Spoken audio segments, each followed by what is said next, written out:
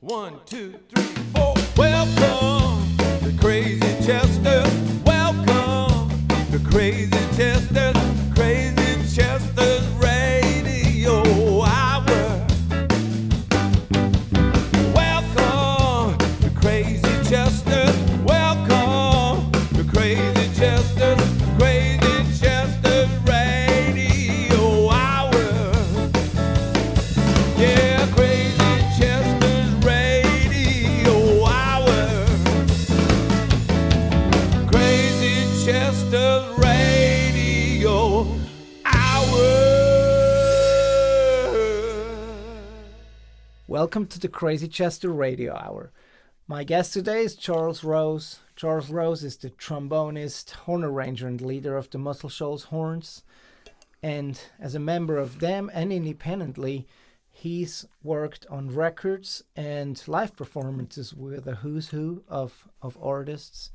He just got off the road from a Lyle Lovett tour. He's been playing with Lyle Lovett for the past, he'll tell me exactly how long, but I would say the last 20 or 25 years.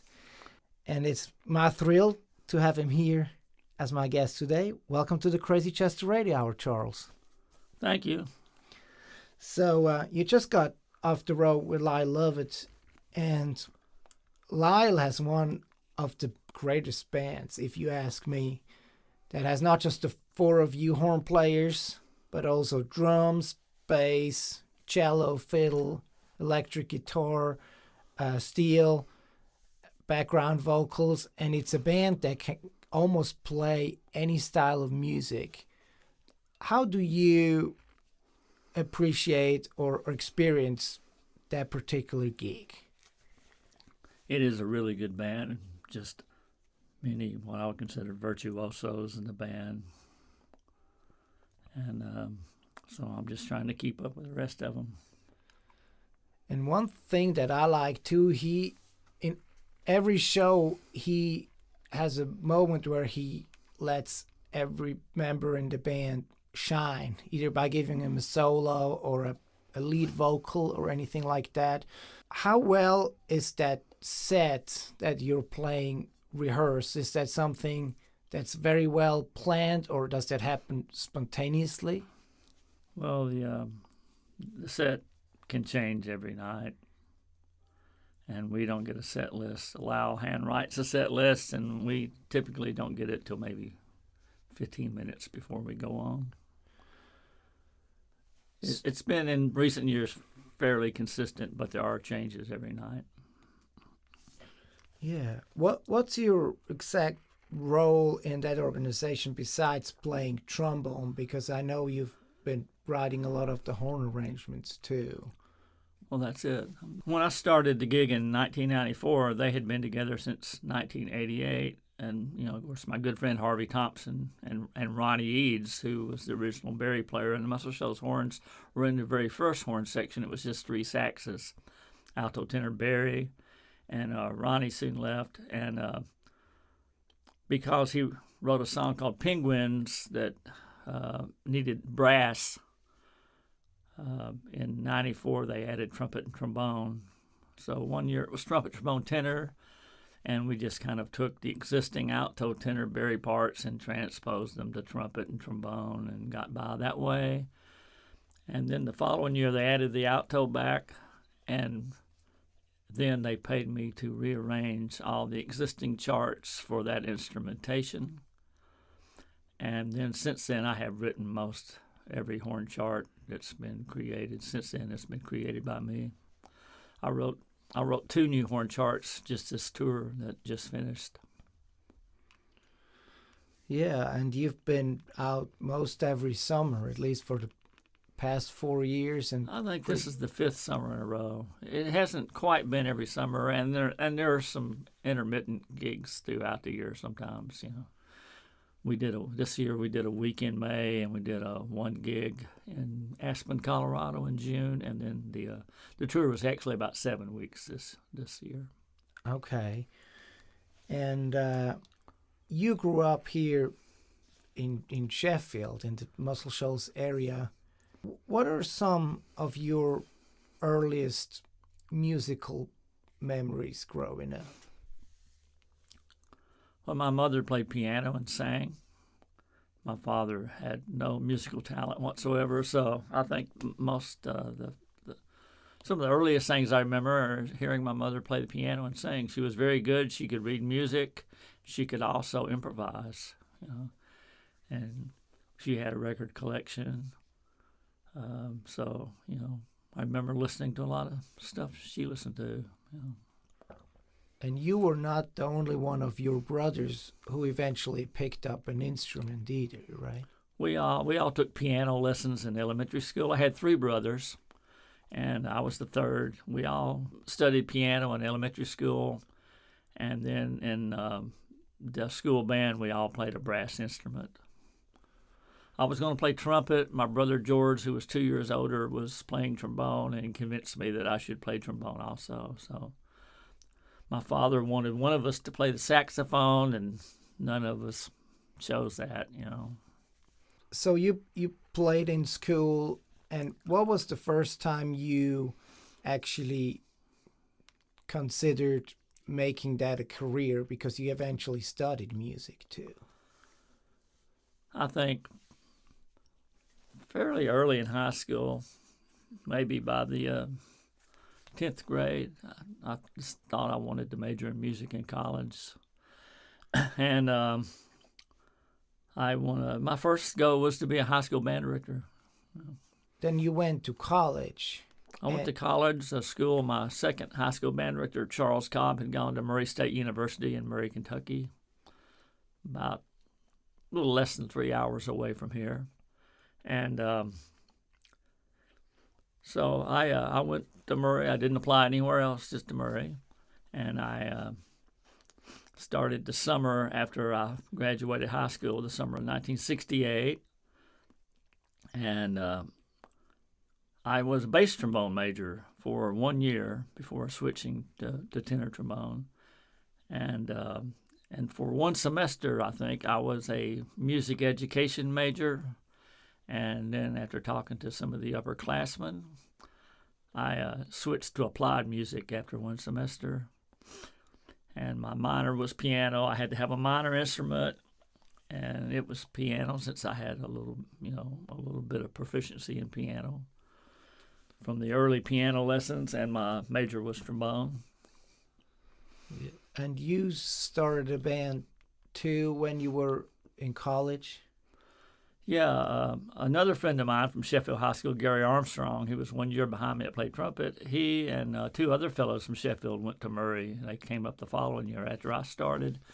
And in the fall of 1970, we started a band, and we were all music majors at Murray State, and it had the unwieldy name Clap Hands, Here Comes Charlie, which was an old Ella Fitzgerald song. That kind of got shortened to Clap Hands or CHCC, and we were very popular. It was the Chicago and Blood, Sweat, and Tears heyday, and so that was our main goal, were to learn a lot of Chicago and Blood, Sweat, and Tears songs. But we also played things like the Beatles, Got to Get You Into My Life, and we played a soul music medley, and included in that soul music medley was Wilson Pickett's Funky Broadway and Etta James' Tell Mama, and I had no idea at the time that they had been recorded in Muscle Shoals. I had no idea. Yeah. Just found that out later. So that was the fall of 1970. I had literally no experience whatsoever before that band. I had played either bass or piano in a couple of garage bands, and maybe had went and played maybe one rehearsal with a couple of different bands on trombone in high school, but had never played a gig with a rock band until that band up at Murray. And we were pretty successful. We thought, we played a lot. We played clubs, and we played for sororities and fraternities, and we were very popular. People would come up and say, "Hey, you guys sound more like Chicago than Chicago does," And so that was the fall of 1970. The following spring, my brother George came up to pick me up for spring break to take me home, and on the way home, he wrecked the car, and I fractured my pelvis. So I turned 21 May the 11th that spring in the hospital. I was in hospital 3 weeks, had a fractured pelvis. I got out of the hospital, I had to be on crutches. And so I didn't want to go back to school. I'd already missed, 3 weeks and was going to have to hobble around on crutches the rest of the semester. So my father wanted me to go back and finish the spring semester. I just wanted to lay out, so I did. So I just happened to be home that summer, and my father went out and emptied the trash one day, and he walked back in and with this fellow, and he introduced me and said, "Charles, this guy lives across the block. His name's Sonny Royal. He plays the sax, and he has a horn section, and they need a trombone player." And I kind of knew who this guy Sonny Royal was because I'd seen an article in the paper about some gig he had played. And sure enough, he and 3 other fellows had come up from the Auburn, Montgomery area and started a rival horn section to the Muscle Shoals Horns, who I really didn't know at all at the time. I'd never set foot in any of the local studios. And their trombone player had left them to join the Muscle Shoals Horns, so they needed a trombone player. So they took me down to Quinn Ivy's studio. It wasn't the one on 2nd Street where When a Man Loves a Woman was recorded. It was his new one over on Broadway. And they put a tape on, an existing tape from a session that had a couple of blank tracks. I think they were still 8-track at the time. They might have been 12-track. And we did a dummy horn session. Tried to make up some parts and then record them. And the engineer was a guy I was in high school with, David Johnson, who later, of course, ended up owning that studio and then became the head of the Alabama Music Hall of Fame. And they seemed to think I did pretty good on the tryout. I think that's the only time I've ever tried out for anything in my life, actually. And so the following week, they called me down and we did a session. And it was for a producer named Jerry Williams, known as Swamp Dog. Yeah. And the artist was ZZ Hill, who I later ended up recording with extensively down for Malaco Records. And so we recorded that album. We did, I don't know, maybe a whole album's worth of horn parts with no charts in one sitting. And then the next session I did with them was also produced by Jerry Williams, and it was a blues artist, Lightning Slim. And Lightning Slim was one of the blues artists that had not established a 12-bar blues pattern, like the original Delta blues singers. One chorus might be 11 bars, one might be 12, one might be 12 and a half or 13, depending on the lyric. So they had to cut the entire album live with him singing and playing guitar. And of course, I didn't know any musicians in town at the time, but I got there pretty soon after they had cut tracks, and Clayton Ivey was recording an organ solo, and I had never heard anything like that in my life. He was so good. And so we started doing horns. We did the entire, it must have been, 10 or 12 songs, almost all of them in the key of E blues, and we did everything in one sitting with no charts.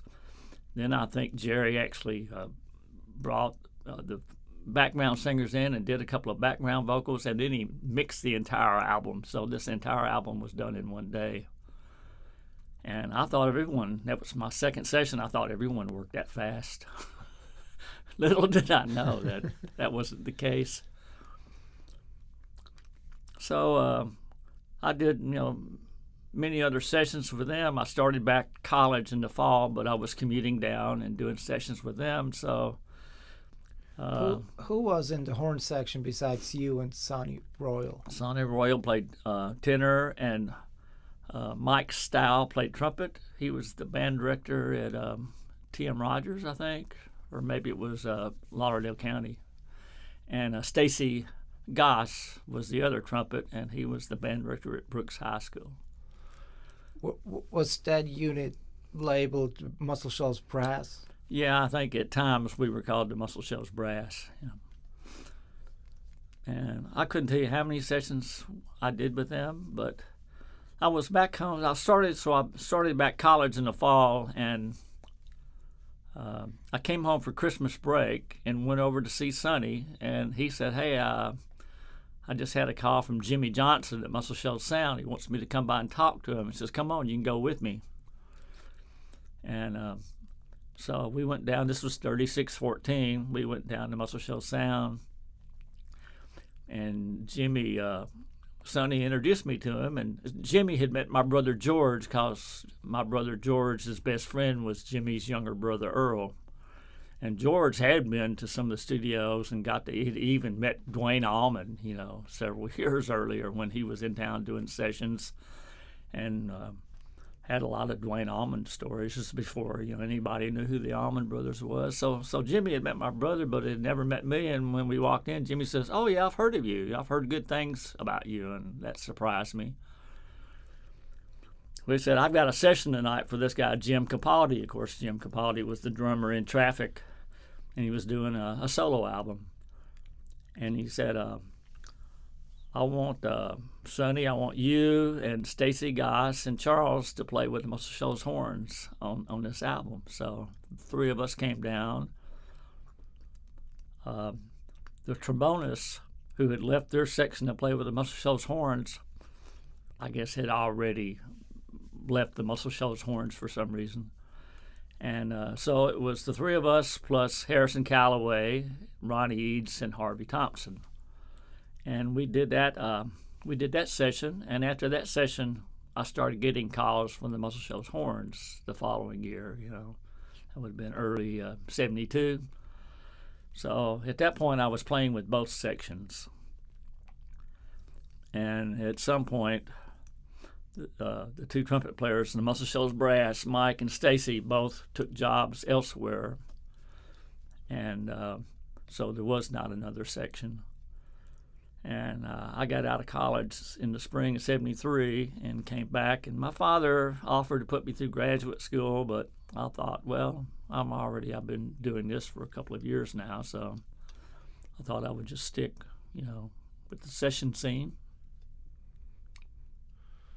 Yeah, and there were some very memorable sessions coming later too, but you told me once this story of that you went down to Muscle Shoals Sound, and there was somebody sitting there that you kind of thought it looked like an artist. Can you tell me that story without me giving too much away? Well, there are a couple of those. I think you're talking about this would have been my Christmas break the following year, '72, I think it was. At the time, to publish a song, you needed to have a lead sheet, which consisted of a melody, the chord symbols, and the lyrics. You had to have that physical lead sheet before you could publish a song. That's not the case anymore. So it was in-demand work, but it did not pay very much. It did not pay very much at all. There weren't that many people that could actually do it. I know the band director over at Muscle Shoals High School, Charles Stratford, did some, and so when I was around, I did lead sheets. I was doing them for Muscle Shoals Sound Publishing and Wishbone Publishing. So I had finished some sheets and came down to turn them into Jimmy one afternoon, and I came in the front door, and the secretary said, "Well, the red light's on. Just wait a second." And the red light went off. She said, "We'll go on back and talk to Jimmy." So they were in the middle of a session. I went back and I said, "I got these sheets. You want me to leave them on your desk?" And he said, "No, just sit down here in this chair." It was that famous kind of orange easy chair that was sitting there forever. He said, "Just sit down. We'll finish the session." So they started recording this track, and this kind of long-haired guy playing acoustic guitar, who was obviously the artist, they were working on this song. I remember Pete Carr was there, and Barry, and Roger and David and Jimmy, and I kept thinking, this guy looks a little familiar, and they were working on this song about a camera, and then all of a sudden, Steve Melton, the assistant engineer, came out and said, hey, did you like Yes's version of America? And I said, America? That's Paul Simon. And sure enough, it was. But, no one told me. No one told me he was there. So I was afraid to, say anything. I said, are you Paul Simon? Anyway, I sat there and watched them cut Kodachrome. A similar thing happened maybe a year or so later. I came down to 3614 to do a session, and I noticed some scruffy-looking guy sitting in a van with another fellow in the parking lot. I said, I wonder who those guys are. And we were working for Jerry Wexler for this artist, Barry Goldberg. And so we started working, and again, no charts. Most everything we did then were head sessions, meaning a session with no written arrangements. And we started working on a song, and Wexler was in the control room, and all of a sudden this guy I saw out in the van came in, sat down next to Wexler in the control room, and I kept looking at him, and that guy looks like Bob Dylan, but surely it's not. Somebody would have said something. A few minutes later, Wexler said, hey, Charlie, come in the control room, and I walked in, and he said, hey, Charlie, this is Bob Dylan. He wants to hum you a lick. So... And after that, you also ended up playing on Dylan's Slow Train Coming album. Yeah, that was several years later, yeah. And that was after they moved down to the river. Yeah. A little earlier in 74, you were working at Muscle Shoals Sound, and you got a call from what ended up Elton John. But if you tell me the whole story, it's funnier than just that. I think you remember more of this story than I do. Well, I do not Harrison remember. Calloway told me that there's a phone call, for you, and he went back, I guess, in the control room, and this was apparently Elton John, and he just kind of said something like, hey, we're in a session, call me back later, and he hung up. And then thankfully I guess he called back a little bit later. But I guess what happened was that Tower of Power played on one of I played on his Bitch's Back album. Record. And then what's the Jerry Wexler connection that got you guys on the map? Yeah. Well, so Tower of Power did his album, and they weren't available for his tour in 74. So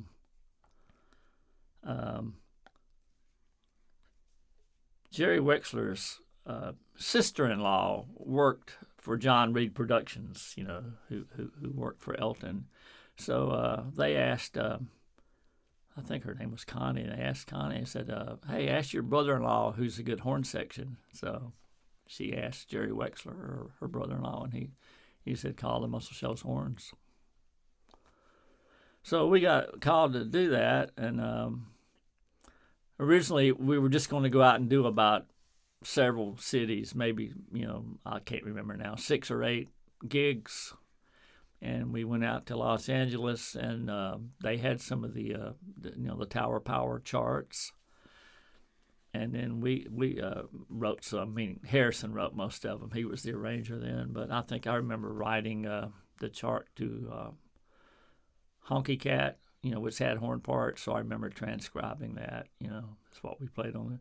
So after we did one rehearsal, they asked us if we wanted to do the entire tour, and we came to agreement, so we did the tour.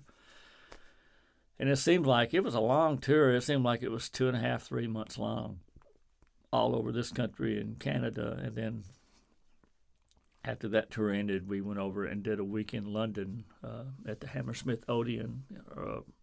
The last gig, I think, was on Christmas Eve.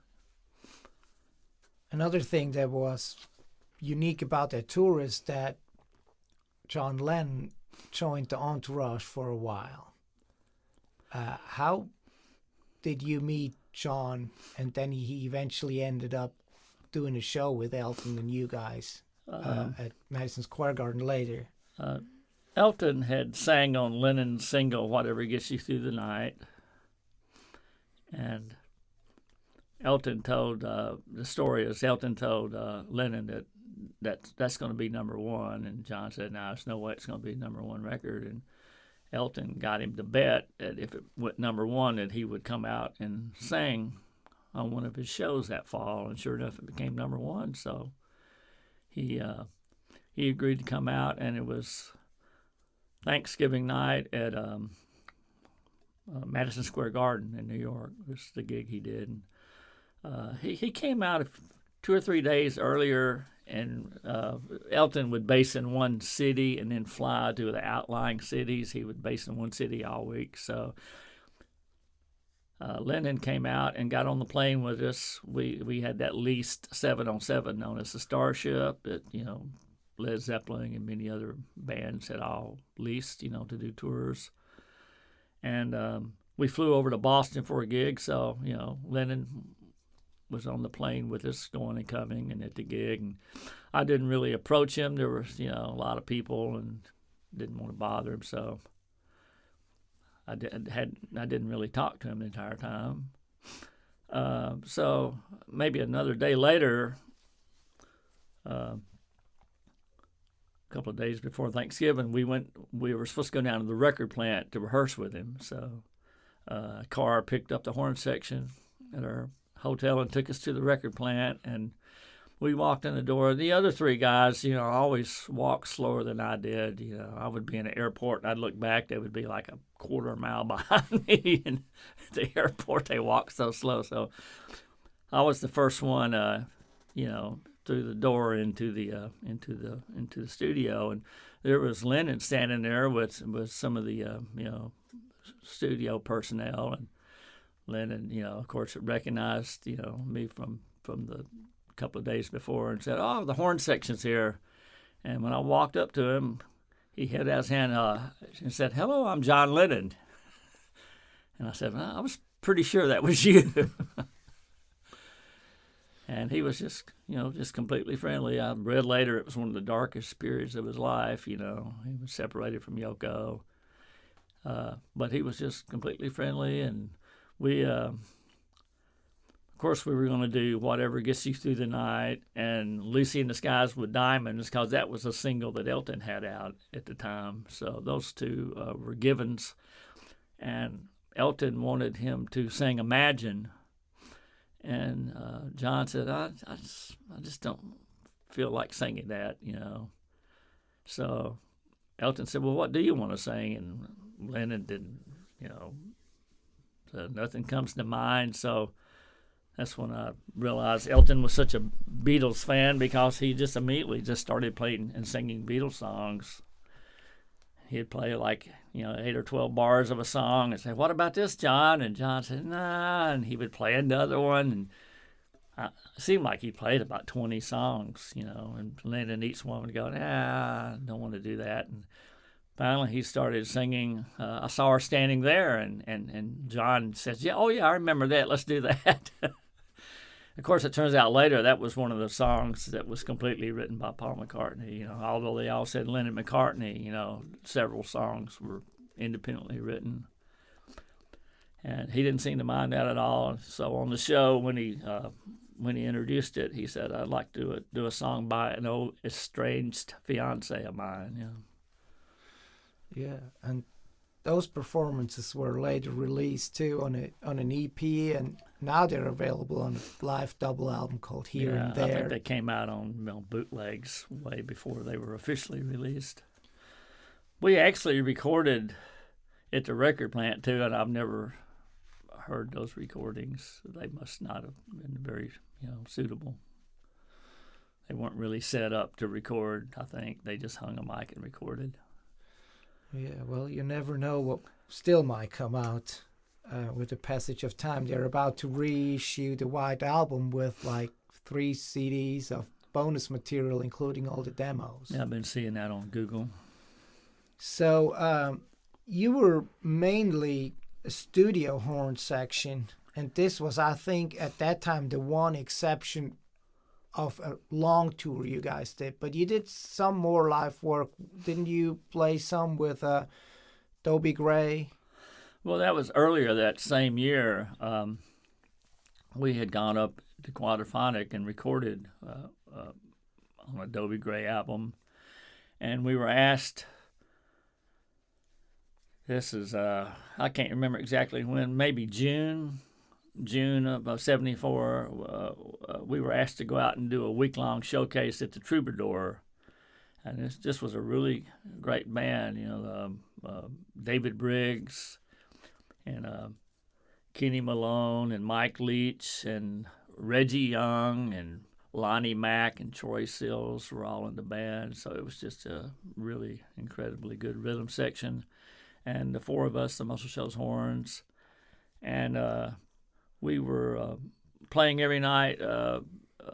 There was a opening act, Etta James, so that with Bobby Keys and Steve Medeo playing horn for her. And so, we were in the thick of that week, and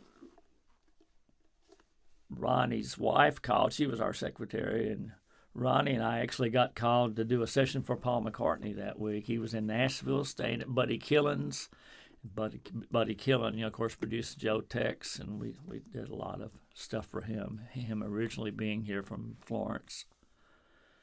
And but we were out in L.A. all week, and I said, come on, Ronnie, let's buy plane tickets and get some subs for the gig and go do it. And of course, the other three guys said, well, we can't do that. We're in the middle of this gig, so we really couldn't. So I think that would have been on the song Junior's Farm. He recorded Junior's Farm and Sally G that week in Nashville. And so, you thought you missed your one opportunity to work with Paul McCartney?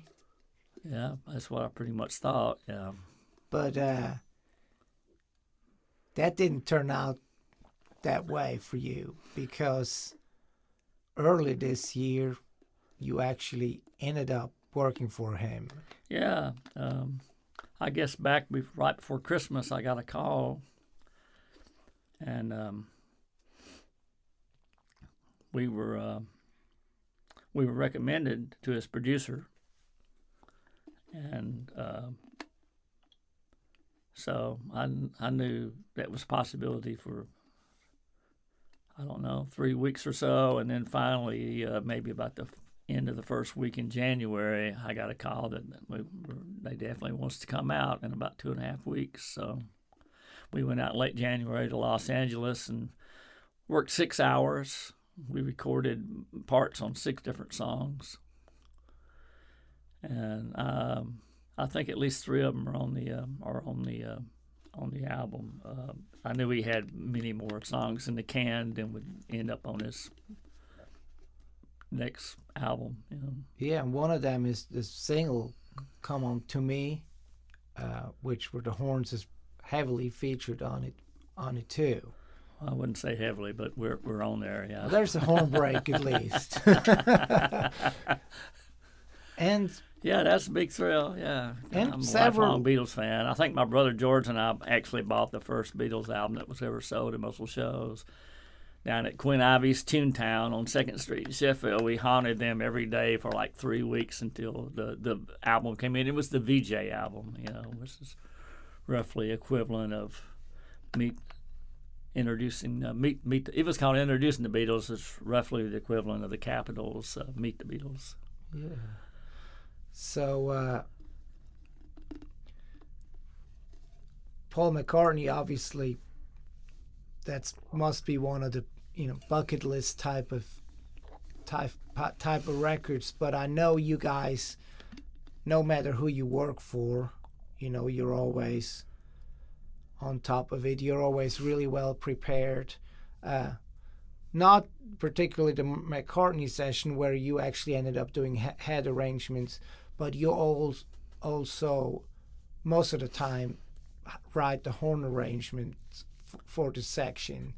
Yeah, when I joined them, I was 21, so Harvey would have been 30, Ronnie would have been 29, Harrison would have been 31. So they're all 8, 9, 10 years older. And of course they had been I used to watch this TV show maybe when I was in the 10th or 11th grade. It came on, a syndicated show that came on every Saturday night from Dallas called The Beat. And they had this, it was all these great R&B and blues artists, and they had a house band. And I'd been playing with the Muscle Shoals Horns for a couple of years before I we finally figured out that they had been the band I watched every Saturday night for about a year or so, with my brother John, They were a band from Nashville. That's how Harvey got drafted and went to Vietnam, was because he was out of school to do that show and came back to Tennessee State and didn't get enough hours in, and he got drafted and sent to Vietnam. But so they were obviously more experienced than I was. Like I said, I had never played a gig with a rock band until just barely a year before I started working with the Muscle Shoals Horns, the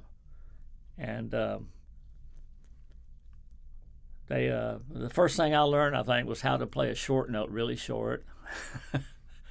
And so Harrison, even though most of these, I would say 95% of the sessions had no charts, Harrison was the arranger, I mean, if the rare time there was a written chart, he wrote it. And on the head sessions, he was the one that just decided the great majority of what we would play. And I think some of my first contributions were like, why don't we all cut this note off on beat 4? As the cut-offs I noticed were a little ragged, and my band in college, we were more precise than they were used to playing.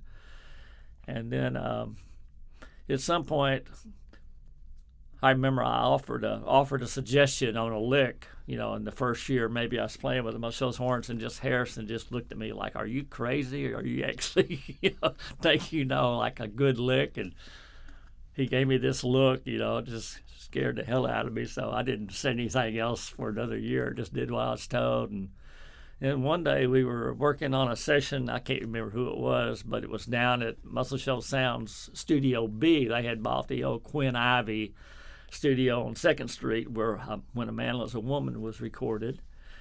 And so consequently we would do a lot of our horn sessions down there, so that 3614 was open for rhythm sessions.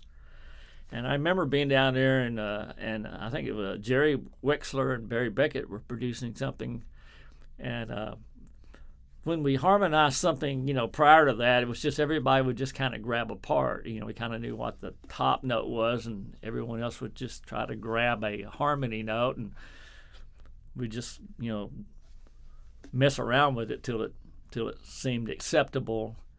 But there was one song, and it must have had, a whole lot of chords in a row, and it wasn't just 1 4/5 chord. It's some more exotic chords, and nothing we tried sounded right. And Wexler said, "Hey, Harrison, why don't you harmonize it?" And Harrison made a stab at it, and it didn't sound any better. Well, I'd been, I'd had, a year of theory in high school, and theory every year of college, so I knew how to part right. So Wexler said, like they gave up pretty much, and Wexler said, "Hey, Charlie, you got an idea?" And so I just harmonized everything, like the 8 or 9 chords, and it sounded great the first time. And so at that point they said, "Okay, you always do the harmony."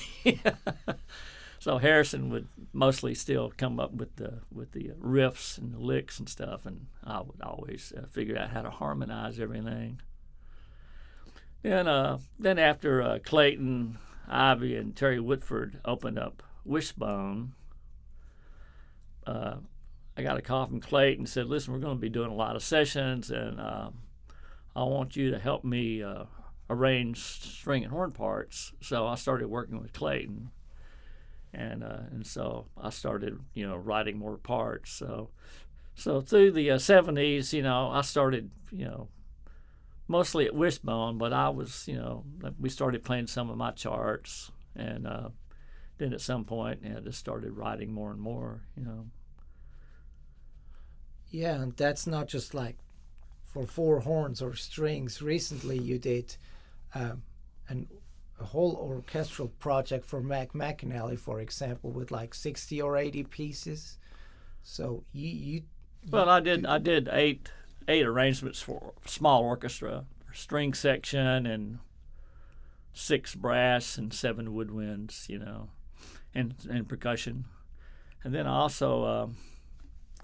also did some orchestra arrangements that were recorded out at Skywalker Ranch this spring, for someone else. And Mac, the ones I did for Mac are out on a CD now. It's been out over a year, I guess. Now the orchestra project.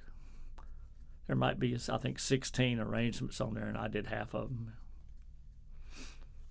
Yeah, and how has technology or the advance of software helped you write arrangements? I bet in the beginning it was all pen and pencil. Well, I never used pen. I was very resistant to going to software. You know, all my friends in Nashville used Finale, it's music writing software. I was very resistant, and I wrote on paper with number 1 pencil. And at some point when I started doing more arrangements for Malaco Records, I would have to do so many charts. I didn't have time to even write a score, so I would just go straight to parts. You know, say I had 4 or 6 horns to write for. I would just figure out what the intro was and write it down on all the parts, and then go to the next section where I heard a part. And people, my manuscript got pretty good over the years. I bought a book about, how to correctly write manuscript. They taught us that in college, but, I bought a book that just kind of improved on that. And a lot of people to this day, I'm on the computer now, but people say they still like, my hand charts. They're so easy to read. But I know I was doing some charts for this blues artist Sam Mosley for a weekend of gigs we had with him. And I remember I wrote so many charts for Sam Mosley that the next morning my arm was all swollen and I couldn't even hold a cup of coffee. And I thought, wow, this is awful. So it's funny you asked me this question because you're the person that finally convinced me to get software. I mean, you didn't tell me to get software, but you came in when I first met you. I gave you enough work that you could You gave me an it. assignment, and was it like 24 charts? 27. Huh? 27. And they had to all be done in about 3 weeks or so. And I said, which you told me you could do it in 3 weeks, just to be clear. So I said, I'll never be able to write that many charts in that time. My arm will fall off. So we were in the middle of the WC Handy Festival. So I ordered, I did some research and talked to some educator friends of mine and decided to go with the Sibelius software, which was developed in Europe. And probably more educators. It's perhaps the preferred software of a lot of educators. So I did my homework and talked to some friends of mine, and so ordered it, and it came in. And so the day after the Handy Fest, I started studying it and doing the online tutorials. And I thought it was going to take me a week to learn it. Well, by the end of the 3rd day, I'd written a horn chart. So I thought, okay, this is going to be okay. So your project, that's what. And after I had that software for about a week, I went, oh, why in the world was I so resistant to this? It's just so much incredibly better, especially on things you use over and over again. You can change the keys, you can adjust the intro, you can do anything you want to without having to write the entire chart over again. And you can even, on the road, on your laptop, can work it or change things around. Yeah, I use I MIDI my piano keyboard, to the computer at home, to the desktop, and use the the music keyboard and the computer keyboard. But on the road, I can just do it all on a laptop. It just takes a little bit longer, but it's very easy. I've written a lot of charts for you on the road. Of course, the 2 I did for Lyle, I just wrote them in a hotel room, with a laptop. So the Muscle Shoals Horns are one of the quintessential horn section of, modern American music. What makes the Muscle Shoals Horns unique or special, or what's like you guys' niche, or if you will? Well, I don't know if we're unique, but I guess we have our own little thing. I said when I started this band in college, my focus was this kind of sound like you'd hear from Chicago, Blood, Sweat, and Tears. And then I started working, with Muscle Shoals Horns, and we had Barry sax. And now that's the norm for me. I hate to do a gig or a session without a Barry sax. So I learned more about R&B music after I started. And Harrison, I tell people that my graduate work I did with Harrison Calloway, because he had a real good concept about phrasing and articulations and just how to write R&B horn chart. I think I incorporated everything that he was doing just through sitting there and listening and playing his arrangements, and then I think I added my own little thing to it. I always, even before I started working with Muscle Shoals Horns, we became aware of Tower Power and really liked that sound. And I'm still listening. I love all the Otis Redding records and what the Memphis Horns did on that, and at times that was a lot different from our sound, but I think I've incorporated a lot of that. Of course, Wayne Jackson and from the Memphis Horns and Ben Colley from the Barcades did a lot of sessions with us through the years. So I think I learned a lot from Wayne. Not exactly just arranging and stuff like that, but just more or less attitude, from working sessions with Wayne. And so, of course, Harrison passed away a couple of years ago, and he and Ronnie left the Muscle Shoals Horns. I guess I started with him in '71, and we were intact for, I'm not exactly sure how long it was, 15 years, maybe less than 15 years. And then Ronnie left because he got born again, and at some point decided he didn't want to play on sessions anymore, just devote his time to music ministry. And then Harrison, at some point, moved to Jackson, Mississippi, and started playing trumpet less. And then he had a problem with his teeth. And then later in life, he just spent his time on keyboard and songwriting and recording tracks. So the Muscle Shoals, the original section, is just Harvey and I. So, but we have a cast of people that we use.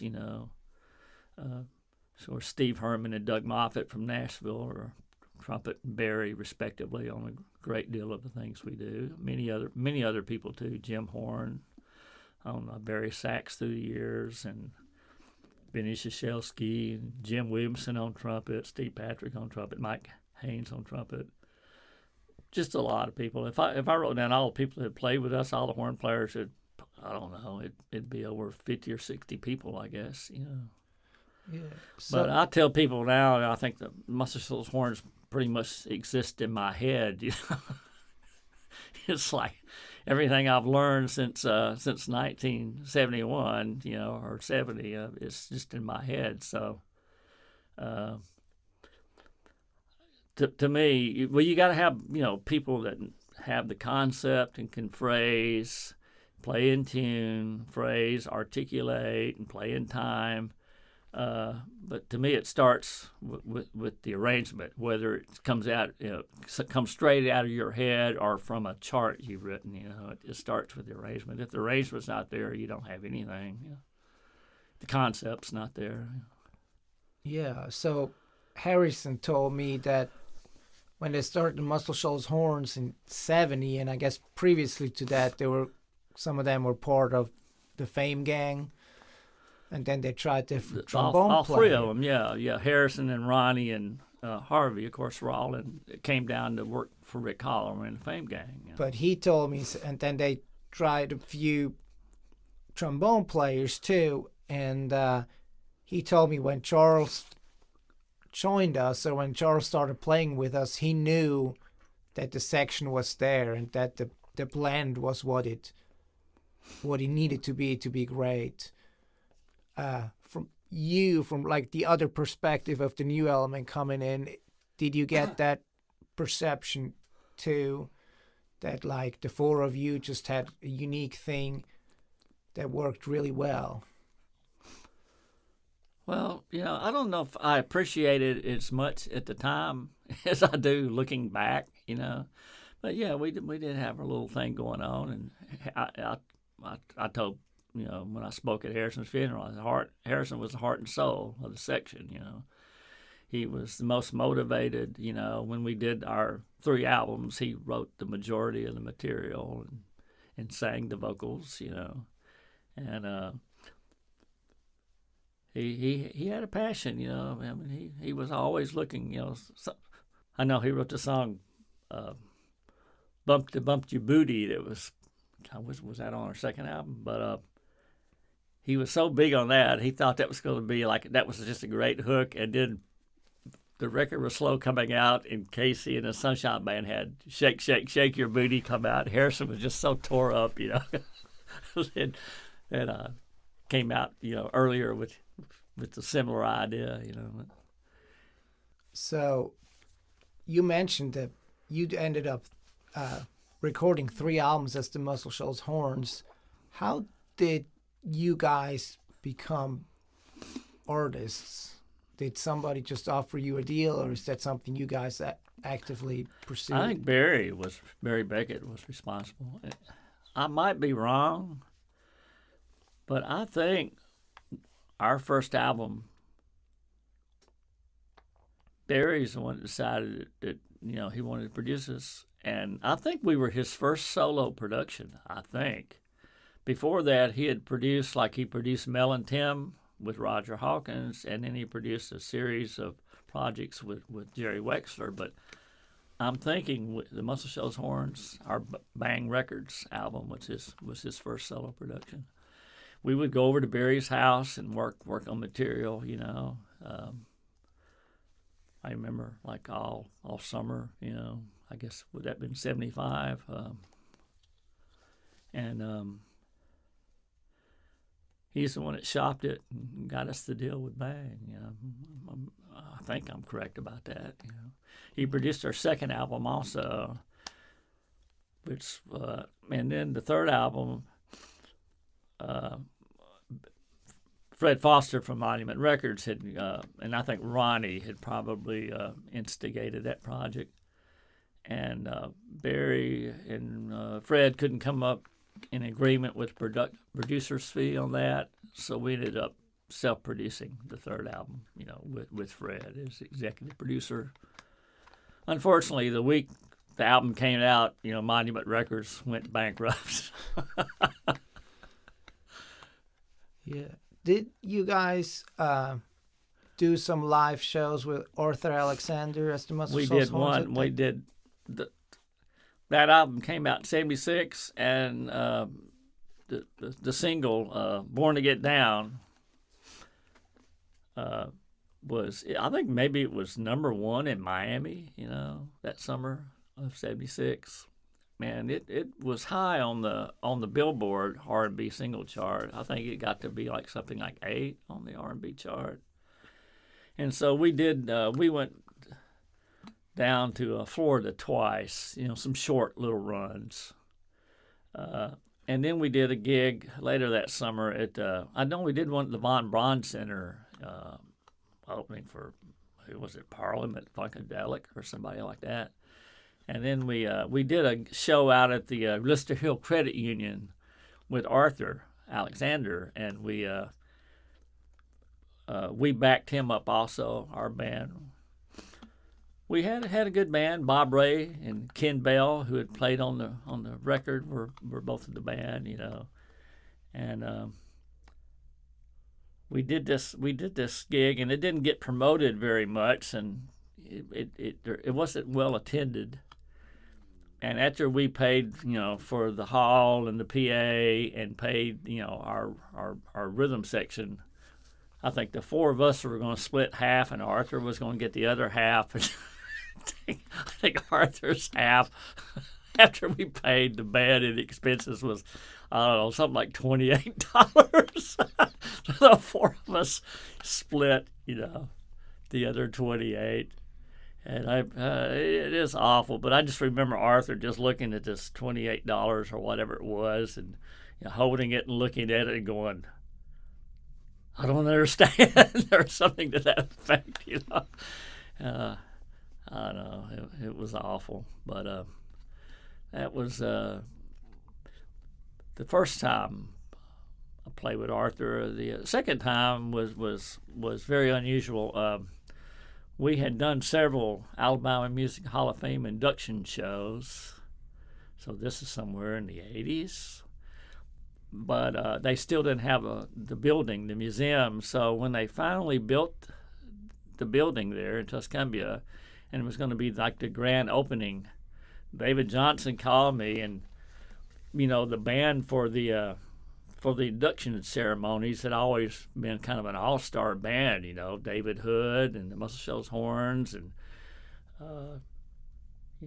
Owen Hell was the original drummer, and Steve Nathan and Clayton Ivey playing keyboards, and Will McFarland and I think Duncan Cameron were the original guitarists, so it was just an excellent band, and the Shoals sisters singing, and I can't remember how many induction shows we had done at that point, maybe 2 or 3.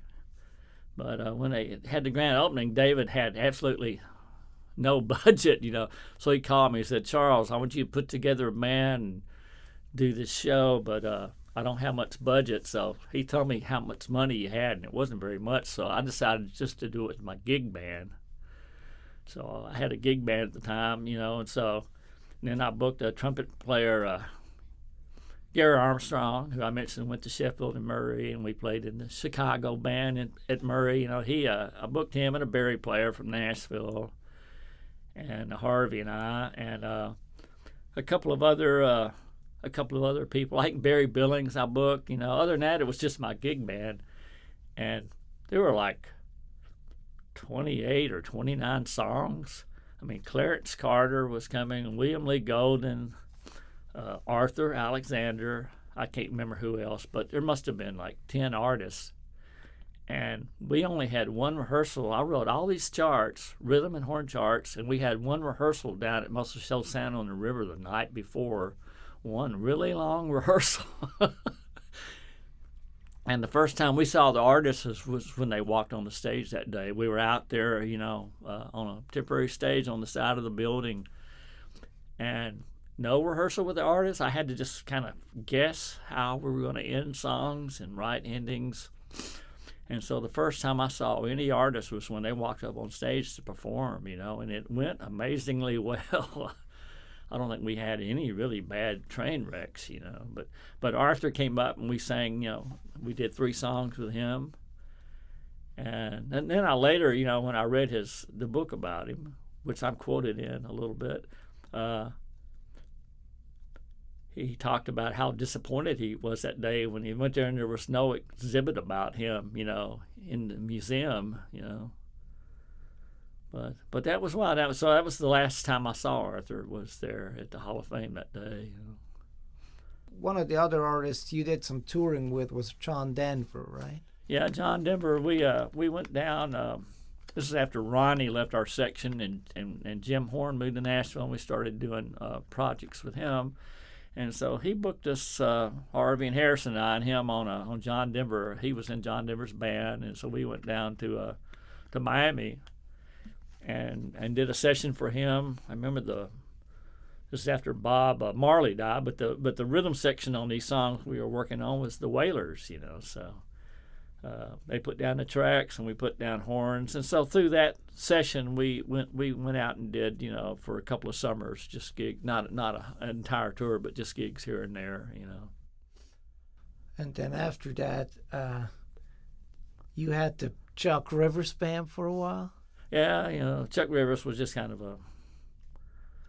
a silly stage name that the drummer Roger Clark gave me one night when we were making frozen daiquiris, and I lived in his basement at the time out on Donegan Slough, and we were making daiquiris, and I had my Rhodes piano set up, and I was taking requests and singing songs, and Roger said, and this is just like a real lounge. He said, Charles Rose at the piano bars. Now that doesn't sound right. He changed it to Chuck Rose. It still doesn't sound right. Chuck Rivers. So I had that's still my email, username. But yeah, I had a band for years, just a gig band. I met my wife Edna because we were in another band together. So after we married, we had our own gig band. We would play around in clubs and at the country club. Was Edna's sister in that band too? No, when her sister Mary, when she joined us, we started playing more rock and roll, and then we called it the Carter Sisters. Because they were Edna and Mary Carter. Leroy Thompson, was in that band. Harvey Thompson,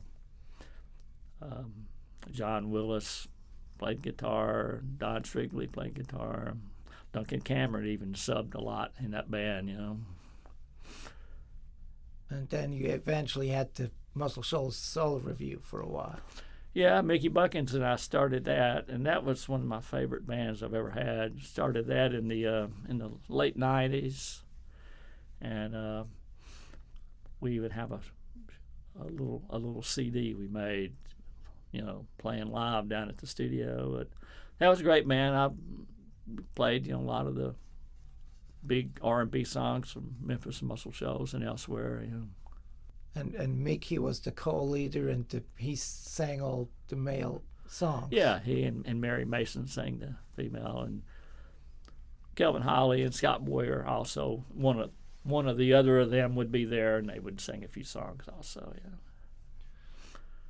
Yeah, and we could keep talking for a long time, and I hope I can get you back sometime to maybe cover a few things that we haven't had a chance to talk about today. But I sure appreciate you taking your time today, and also more in general of being a great friend and helping me arrange horns and record great horns on my production. So I want you to know that I really appreciate that, and thank you so much for this past hour. My pleasure, Andreas. Take care. All right, you do the same.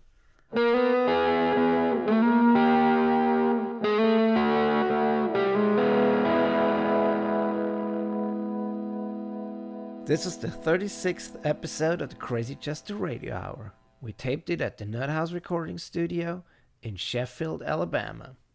If you enjoyed today's episode, please make sure to check out some of the earlier episodes and subscribe to the Crazy Chester Radio Hour podcast on iTunes, TuneIn, or Stitcher. And it's also available on SoundCloud and YouTube and crazychesterrecords.com. Thanks for listening. Until next week.